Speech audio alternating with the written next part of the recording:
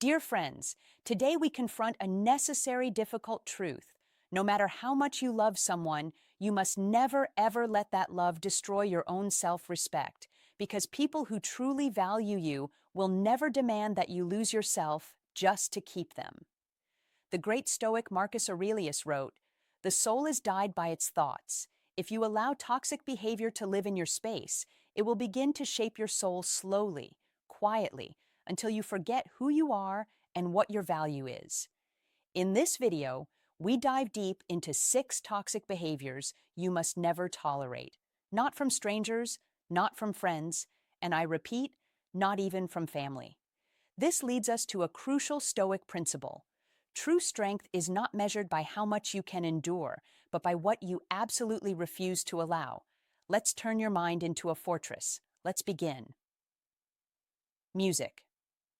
1. Disrespect disguised as jokes. 1. Disrespect disguised as jokes. This is one of the most insidious and one of the most common toxic behaviors we face because it hides behind the convenient mask of humor and familiarity. They mock your dreams, they belittle your efforts, and when you finally object, they laugh it off and tell you, "Relax, it's just a joke." But let's be crystal clear. A joke that humiliates you is not humor. It is disguised disrespect, a subtle form of passive aggression wearing a friendly disguise. When you continue to laugh along, when you shrug it off, you're not being easygoing. You are teaching them a clear lesson. I give you permission to disrespect me.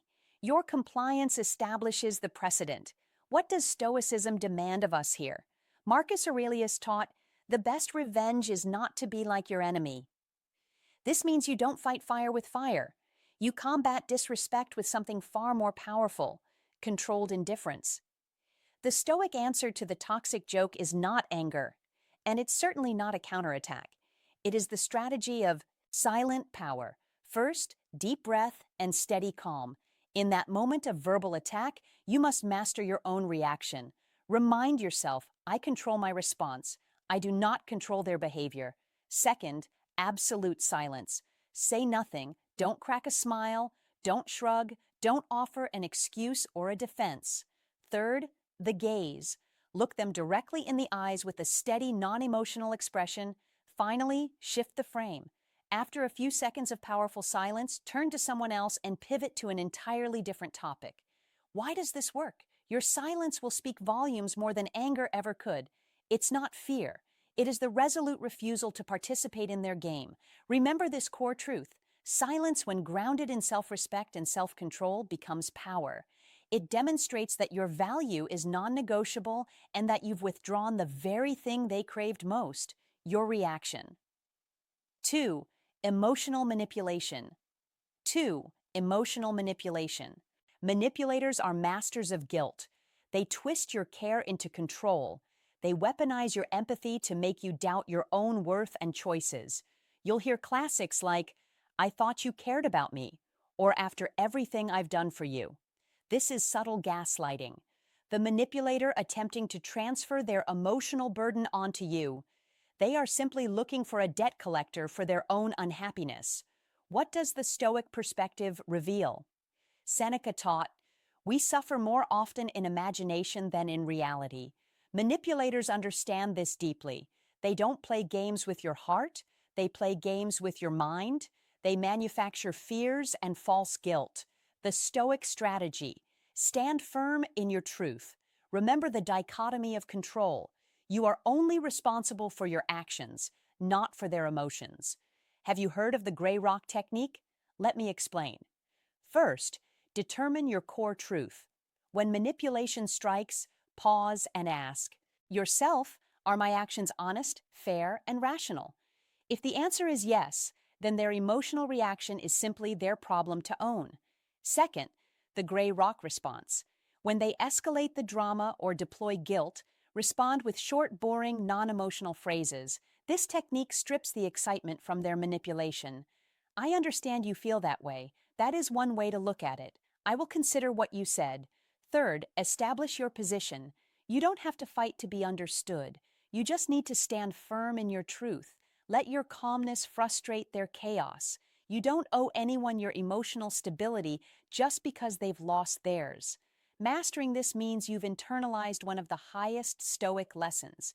You cannot control how others react to your righteous choice. 3. Constant negativity. 3. Constant negativity. Energy is contagious. Some people walk into your life and fill you with peace, drive, and inspiration. Others leave you feeling depleted, heavy, and anxious. These are the emotional vampires. They live in a cycle of complaint, criticism, and perpetual chaos. They don't want solutions. They only want sympathy so they can continue to complain. Understand this. Constant exposure to negativity raises your stress levels. Your cortisol spikes, directly damaging your stoic decision-making and focus. You are performing free emotional labor for them. This is why you must build your inner citadel. Epictetus taught that the key is to keep company only with people who uplift you, whose presence calls forth your best. A Stoic knows the mind must be guarded like an unreachable fortress. You cannot build peace and progress in the company of constant noise and perpetual grievance. The strategy, the quiet retreat. You don't need to argue with them. You don't need to fix them. And you definitely don't need to offer advice they will never take. Establishing protective distance. First, identify and disengage.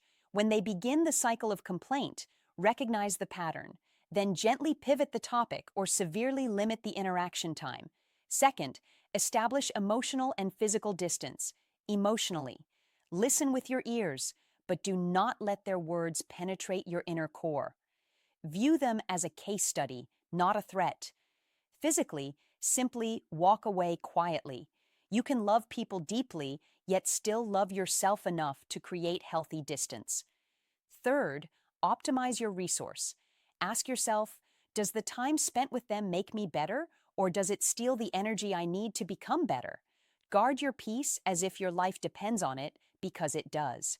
The quality of your peace determines the quality of your mind. 4. Lack of accountability. 4. Lack of accountability. This is the person who always searches for someone or something to blame for their failures. When they fall short, it's always someone else's fault. When they hurt you, somehow you become the reason, the root cause. They are dangerous because they drain your energy without remorse. The sheer psychological burden of constantly having to explain your actions or questioning if you were truly the one at fault is immense. Lack of accountability is a sign of deep emotional immaturity. They cannot face the truth that they are the architects of their own poor choices, and they need you to be their scapegoat. A true Stoic never chases an apology. He observes patterns of behavior. If someone's behavior remains the same after you have offered forgiveness, it means only one thing. Your forgiveness has become their permission. You have just validated that they can do it again without consequence. Marcus Aurelius said, "Waste no more time arguing about what a good man should be. Be one the Stoic strategy. Lead with integrity. First, stop chasing apologies. Accept that an apology will not change the pattern. An apology is an external something you cannot control. Second, establish consequence, not punishment. Don't punish. Instead, establish a natural consequence. If they are chronically late, the consequence is that you start the meeting or meal without them. This is the Stoic action. You change your behavior to protect your values. Third, disengage from the chaos. You cannot fix people who are committed to misunderstanding you. You can only remove yourself from their chaos and return to your own tranquility. Fourth, learn from their mistakes. View their behavior as a Stoic reminder of the importance of self-reflection and personal accountability. Be a person of integrity even when no one is watching. 5. Envy and hidden competition. 5. Envy and hidden competition. This is the most subtle and often the most dangerous form of toxicity, especially when it comes from people you thought were your closest allies. They smile at your success, but secretly, they resent it. They act like supporters, but you feel the subtle tension in their voice, that nasty tone, or the way their eyes darken just a little when you shine. The core psychological issue. Envious people have a broken internal scorecard. They cannot measure their self-worth by their own progress. They can only measure it by comparison and by attempting to drag others down. Stoicism teaches us discernment, not paranoia, but pure awareness. Marcus Aurelius wrote, "The happiness of your life depends upon the quality of your thoughts, and the thoughts of the envious are poisoned by comparison." The Stoic strategy, keep moving in silence. You must understand this painful truth. Not everyone who applauds you is proud of you. Some are only clapping to keep their hands free, just close enough to see you fall. First, stop explaining. Do not waste energy trying to justify or prove yourself. Envious people will always find a reason to discredit your achievement. Second, use envy as fuel. Let their resentment become your engine. It is proof that you are advancing. You don't need their external validation. The confirmation lies in your virtues. Third, protect your progress with conscious humility. Continue working in silence. Be humble but never be naive. Keep your progress sacred and protected. Fourth, Stoic compassion. Realize that those who envy your peace are often those who have not found their own. You don't have to fix them, but you absolutely do not have to let them disturb your world. Your calm and your continued progress are the most powerful response. 6. Boundary violations. 6. Disrespecting your boundaries. This is the behavior that acts as the final destination for all the other toxic habits. Boundaries are not walls designed to keep people out. They are gates designed to protect your peace, your time, and your mind. When you say no and someone continues to push, that is not love or concern. That is control. When you draw a line and they repeatedly cross it, that is entitlement. People who constantly violate your boundaries believe their needs are more important than your right to safety and respect. They are testing whether you truly believe in the value you have set for yourself. Self-mastery is freedom. Epictetus said, "No man is free who is not master of himself." To become master of yourself, you must stop explaining your boundaries to people who are already committed to violating them. Explanation is simply an invitation to argue. The Stoic strategy, calm enforcement. First, the boundary statement. It's more than just saying no. It's a clear three-part declaration. Part 1, the fact I notice you are. Part 2, the need. I feel emotion need and I require. Part 3, the action.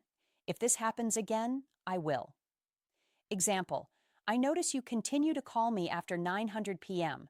I require that time for my family. If this happens again, I will turn off my phone and call you back the following morning. Second, assert and exit. A Stoic does not scream about his boundaries. He enforces them calmly, without emotion. When the line is crossed, execute the defined action without arguing or offering further explanation.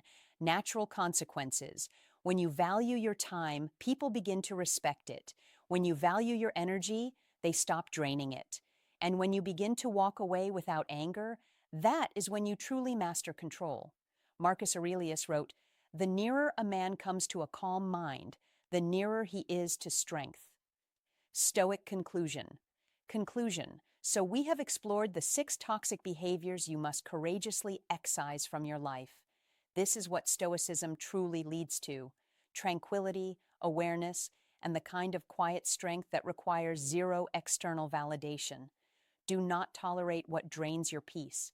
Do not apologize for your boundaries, and do not ever apologize for evolving into someone who finally respects himself enough to say enough. Because peace is not found in isolation. It is found in inner discipline.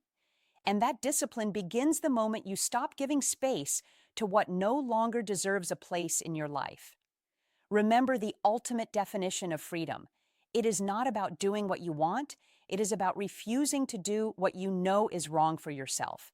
If this video armed you with the strength to draw a stronger line today, please take a moment to like it. It sends a powerful signal that this type of focused philosophical content matters. And if you are ready to make a permanent commitment to self-mastery, could hit that subscribe button now and join this journey to become calm, composed, and unshakable. One final act of discipline. Comment below with the word "I choose the boundary" to solidify your commitment to guarding your mind against chaos and toxicity. I am your companion on this journey, and I will see you in the next video. Thank you for watching.